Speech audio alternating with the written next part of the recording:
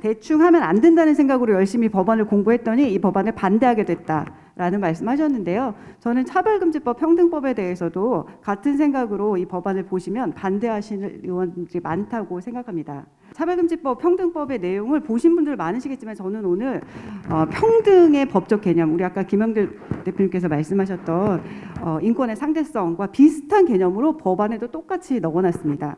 이상민 의원의 법안으로 정리를 했는데 다른 의원님 법안으로 정리해도 마찬가지입니다.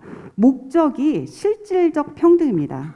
이 평등이 아까 우리 지영주 변호사님 말씀하셨던 그 평등이 아닙니다. 같은 것은 같게, 다른 것은 다르게가 아닙니다. 실질적 평등이라는 용어를 포털에서 찾아보시면 형식적인 평등인 그 평등, 기회의 평등이 결국 형식적인 평등에 불과하기 때문에 결과의 평등을 강조하자는 평등의 개념이다. 이렇게 용어 정리를 해놨습니다. 기회의 평등은 형식적 평등과 서로 다른 개념입니다. 그런데 이것을 혼동하면서 결과적 평등을 실질적 평등으로 동등화시켜버린 것이 지금 인권주의자들이 빠진 혼란입니다. 그래서 평등법은 결국 결과적 평등을 추구하는 법이 됩니다. 실질적 평등은 평등하지 못하게 평등을 계속 추구하지만 그것을 누리지 못하는 사람들에게 우리가 복지를 통해서 사회적 약자를 보호하자. 아까 지영준 변호사님이 말씀하셨던 사회권으로 보장하는 겁니다. 그런데 그것을 법으로 강제하게 되면 어떻게 됩니까? 그런 똑같은 대우, 하향 평준화된 평등을 누리게 되는 겁니다. 그것이 결국 실질적 평등이 모든 우리가 기본적으로 가지고 있는 자유권을 제한하게 되는 형태로 나타나는 겁니다.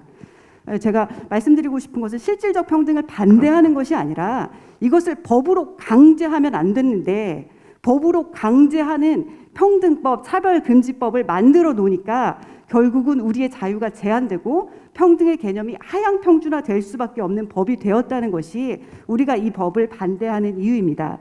PPT로 정리를 해보면 그래서 교육부에서 여성에 대해서만 말씀드리는 것이 아니라 이 학력에 대해서 차별금지법 사유에 차별 사유에 넣어놓는 걸 교육부에서 반대하는 거고요.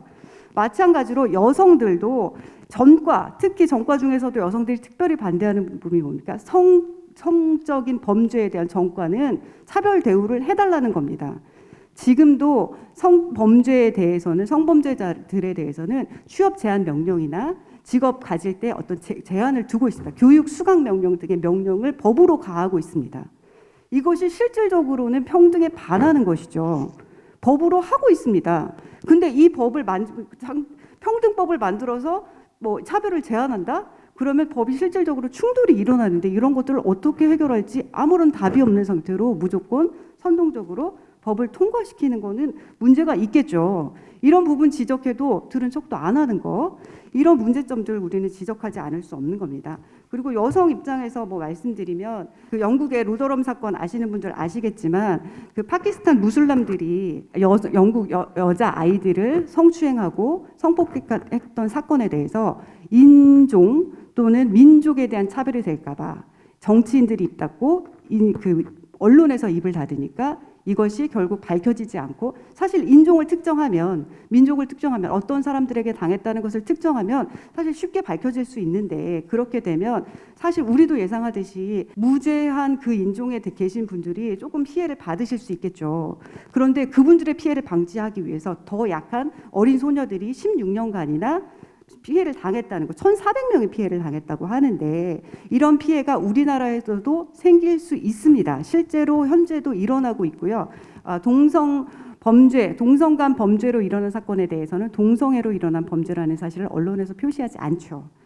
또 있습니다. 성 정체성에 대해서만 말씀하시는데 최근에 보면은 본인 한국인 정체성, 국적 정체성을 한국 정체성을 가지고 있다고 주장하시는 분도 나왔고, 우리 여성 입장에서 보시면 다 아시는 목욕탕, 우리 목욕탕 갔을 때 얼마나 편안함을 느낍니까? 미국에서 왜 한국식 찜질방에서 이런 유혈 사태까지 발생했습니까? 그 목욕탕 주인은 법에 따를 때 이 입장을 제한할 수 없도록 되어 있습니다. 목욕탕 주인이 이 법에 따르게 될 때 당연히 여성들이 그 안에 있는 여성들이 피해를 입게 되는 것이죠. 제가 우스갯소리로 말씀드리는 게 왜 여성에서 남성으로 성별 정체성을 여성 신체를 가지고 남성의 정체성을 느끼시는 분이 목욕탕에서 사건이 없을까?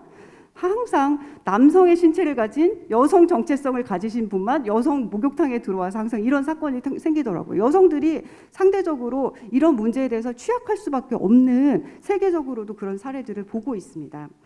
마지막으로 정리해서 말씀드리면 차별금지법에 반대해야 되는 여러 사유가 있는데 이 법이 만들어지는 것이 결국 법을 이념화해서 만들어 놓으면 국민들 간의 싸움이 된다는 거죠.